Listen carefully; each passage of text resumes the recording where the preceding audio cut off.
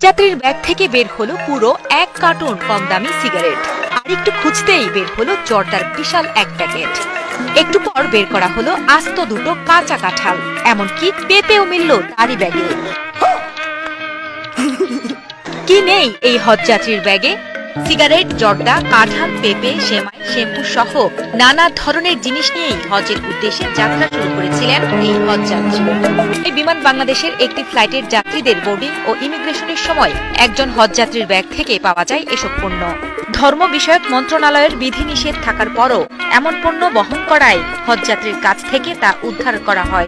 এই যাত্রী জানান, জর্দা তিনি নিজে খাওয়ার জন্য নিলেও সিগারেটের বিষয়টি জানা নেই তার অজান্তে কোনো প্রতিবেশী সৌদি আরবে থাকা আত্মীয়ের জন্য দিয়ে দিয়েছে।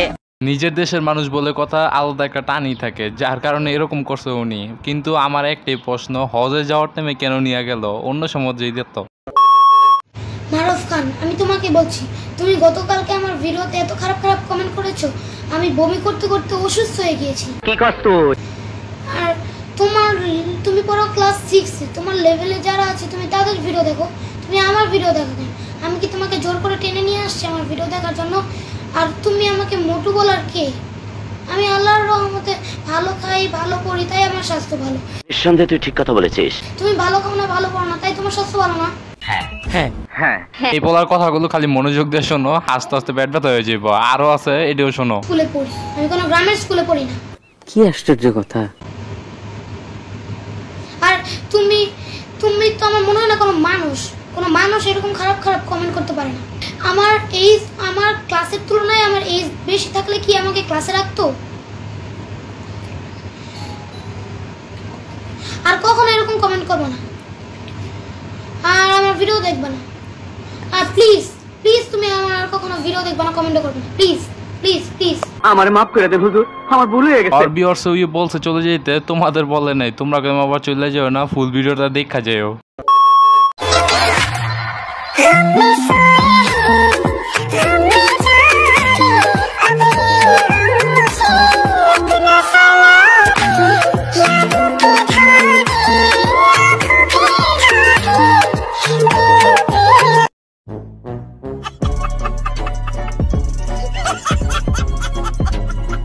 এই ম্যাচটা যে হাইরা যাবো আমি কখনো চিন্তা করি নাই। পর দিয়ে মনে হয়েছে যে এটা তো মায়ের দোয়া টিম। এই মায়ের দোয়া টিমটার আবার পাপন আঙ্কেলে সাজাইছে, যার অধিনায়কটা হইলো নাজমুল হাসান শান্ত এবং ওপেনার যদি লিটন দাস থাকে, তাহলে এই ম্যাচ হারতে কোনো সমস্যা নেই। যাই হোক, এই ম্যাচটা দেখার পর আবার সবাই ভুলে যায় না, একটু দোয়া করেন, কারণ মায়ের দোয়া টিম তো। জাহাঙ্গীর হুজুর আপনাকে মিয়া খলিফা সালাম দিয়েছে। মিয়া খলিফা আমাকে সালাম দিয়েছেন, উনাকেও দরবারে জাহাঙ্গীরের তরফ থেকে উনাকেও আমি সালাম দিচ্ছি। আল্লাহ কবুল করুক। আসসালামু আলাইকুম ওয়া রাহমাতুল্লাহ। মিয়া খলিফা ভাই, আপনাকে সালাম।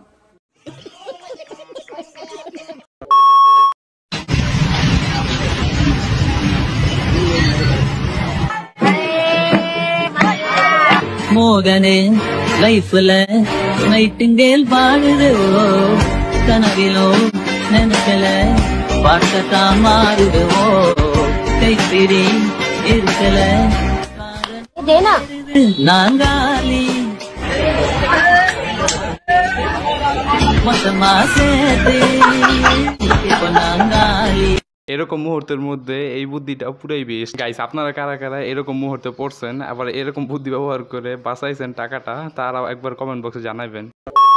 আমার যখন 10 মিলিয়ন সাবস্ক্রাইবার হয় তখন থেকে গাইস অনেক মানুষ আমার পিছে লাগছে। শুধুমাত্র মানুষ লাগে না, ইভেন আমাদের দেশের কন্টেন্ট ক্রিয়েটর কিন্তু আমার পিছনে লাগছে। বাজে কত কে জানি পাপ মারছে ভাই।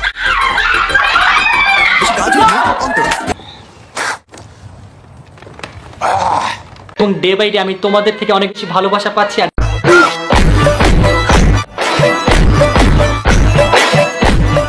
পৃথিবীর নাম্বার 1 ইউটিউবার মিস্টার বিস্ট আমাদেরকে ইনস্টাগ্রামে ডিএম করেছে। সে আমাদেরকে ইনস্টাগ্রামে ফলো দিয়েছে, তার অফিসিয়াল ইনস্টাগ্রাম দিয়ে।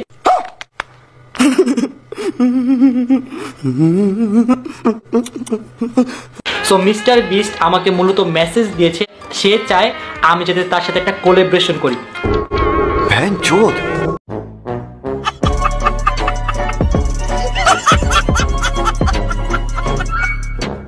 গাইস আজকে পর্বটি এই পর্যন্তই। তো দেখা হবে নতুন কোনো ভিডিওতে, সে পর্যন্ত ভালো থাকবেন। আর চ্যানেল নতুন এসে থাকলে সাবস্ক্রাইব করে দেন, আর ভিডিওটি ভালো লাগলে লাইক করে দিন।